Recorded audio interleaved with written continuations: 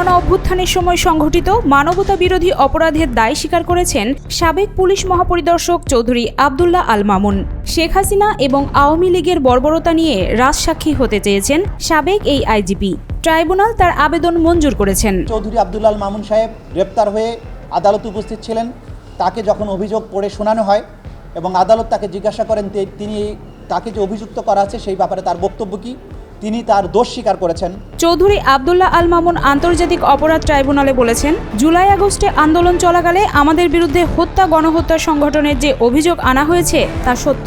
এ ঘটনায় আমি নিজেকে দোষী সাব্যস্ত করছি। আমি রাজসাক্ষী হয়ে জুলাই আগস্ট আন্দোলন চলাকালে যে অপরাধ সংগঠিত হয়েছে তার বিস্তারিত আদালতে তুলে ধরতে চাই। রহস্য উন্মোচনে আদালতকে সহায়তা করতে চাই। তিনি বলেছেন তিনি একজন সাক্ষী হিসাবে তিনি সমস্ত তথ্য আদালতকে উদ্ঘাটনের ব্যাপারে সহায়তার মাধ্যমে তিনি অ্যাপ্রুভার হতে চেয়েছেন।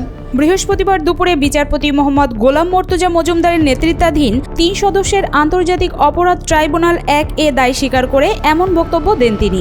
এ সময় ট্রাইব্যুনাল তার রাজসাক্ষী হওয়ার আবেদন মঞ্জুর করে আদেশ দেন। রাজসাক্ষী, এটাকে বাংলায় বললে রাজসাক্ষী, কিন্তু আমাদের আইনে যেটা বলা আছে অ্যাপ্রুভার, সেই হিসাবে তার আবেদন ছিল, সেই হিসাবে তিনি গণ্য হবেন।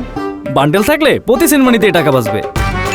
বিকাশ সেনমানি বান্ডেল কিনে জিতুন প্রতি লেনদেনে। রাজসাক্ষী হওয়ায় চৌধুরী মামুনের আইনজীবী জায়েদ বিন আমজাদ সাবেক পুলিশ প্রধানের পর্যাপ্ত নিরাপত্তার ব্যবস্থা করার জন্য প্রার্থনা করেন। ট্রাইব্যুনাল এই বিষয়ে যথাযথ আদেশ দেবেন বলে জানান চিফ প্রসিকিউটর মোহাম্মদ তাজুল ইসলাম। যেহেতু তিনি অ্যাপ্রুভার হতে চেয়েছেন, সে কারণে তার নিরাপত্তার সংকট হতে পারে, এই আশঙ্কায় তার পক্ষ থেকে তার আইনজীবী আবেদন জানিয়েছেন তাকে যাতে যথাযথ নিরাপত্তা দেওয়া হয়। সেই নিরাপত্তার ব্যাপারে আদালত যথাযথ আদেশ দেবেন বলে জানিয়েছে। এর কিছুক্ষণ আগে জুলাই গণ অভ্যুত্থানের সময় সংঘটিত মানবতা বিরোধী অপরাধের মামলায় ক্ষমতাচ্যুত সাবেক প্রধানমন্ত্রী শেখ হাসিনা সহ ৩ আসামির বিরুদ্ধে আনুষ্ঠানিক অভিযোগ গঠন করে বিচার শুরুর আদেশ দেন ট্রাইব্যুনাল। একই সঙ্গে এই মামলায় প্রসিকিউশনের সূচনা বক্তব্য উপস্থাপনের জন্য আগামী ৩ আগস্ট দিন ধার্য করেছেন আদালত। পাশাপাশি আসামিদের বিরুদ্ধে সাক্ষ্য গ্রহণের জন্য আগামী ৪ আগস্ট দিন ধার্য করা হয়েছে। অপর ২ আসামি হলেন সাবেক স্বরাষ্ট্রমন্ত্রী আসাদুজ্জামান খান কামাল ও পুলিশের সাবেক মহাপরিদর্শক চৌধুরী আব্দুল্লাহ আল মামুন।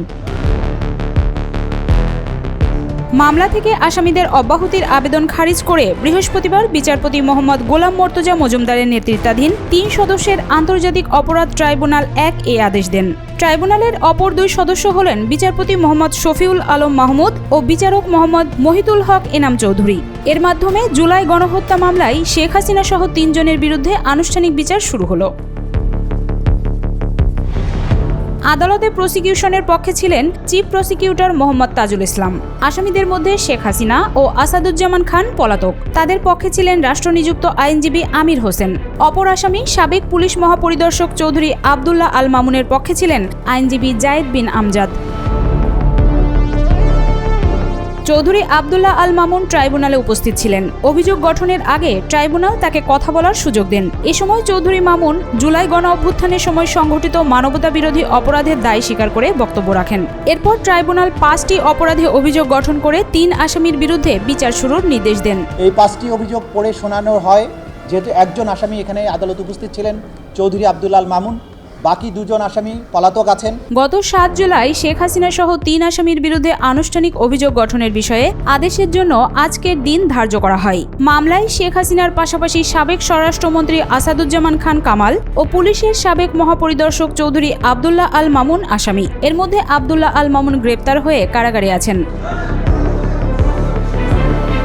এদিকে গত 17 জুন পলাতক সাবেক প্রধানমন্ত্রী শেখ হাসিনা ও সাবেক স্বরাষ্ট্রমন্ত্রী আসাদুজ্জামান খান কামালকে আত্মসমর্পণের নির্দেশ দিয়ে নোটিশ জারি করে আন্তর্জাতিক অপরাধ ট্রাইব্যুনাল। এই বিজ্ঞপ্তি জারি করে ট্রাইব্যুনালের রেজিস্ট্রার। ট্রাইব্যুনালের নির্দেশে পত্রিকায় এই বিজ্ঞপ্তি প্রকাশ করা হয়। 7 দিনের মধ্যে হাজির না হলে তাদের অনুপস্থিতিতে বিচার কাজ চলবে বলে জানানো হয়। তার বক্তব্যের মাধ্যমে যদি ট্রু এবং ফুল ডিসক্লোজার হয়, তখন এটা আদালতের ডিসক্রিপশন অনুযায়ী আদালত তাকে ক্ষমা করতে পারেন বা অন্য কোনো আদেশ দিতে পারেন। এটা কমপ্লিটলি আদালতের এখতিয়ার। জুলাই আগস্টে গণহত্যার ঘটনায় মানবতা বিরোধী অপরাধের মামলায় শেখ হাসিনা সহ 3 জনের বিরুদ্ধে 5টি অভিযোগ আমলে নেয় ট্রাইব্যুনাল। একই সঙ্গে এই মামলায় শেখ হাসিনা ও আসাদুজ্জামান কামালের বিরুদ্ধে নতুন করে গ্রেপ্তারি পরোয়ানা জারি করা হয়। সেদিন আদালতে শেখ হাসিনা সহ 3 আসামির বিরুদ্ধে অভিযোগ পড়ে শোনান chief prosecutor Mohammad Tajul Islam, prosecutor Abdus Sobhan Tarafdar ও মিজানুল ইসলাম, যা সব গণমাধ্যমে সম্প্রচার করা হয়। পলাতক থাকায় তাদের বিরুদ্ধে আইনি প্রক্রিয়ায় নোটিশ জারি করা হয় এবং তারপরেও তারা উপস্থিত না হওয়াতে তাদের বিরুদ্ধে পত্রিকাতে বিজ্ঞপ্তি দিয়ে তাদেরকে হাজির হওয়ার জন্য নির্দেশ দেওয়া হয়, তারপরেও তারা আদালতে উপস্থিত হননি।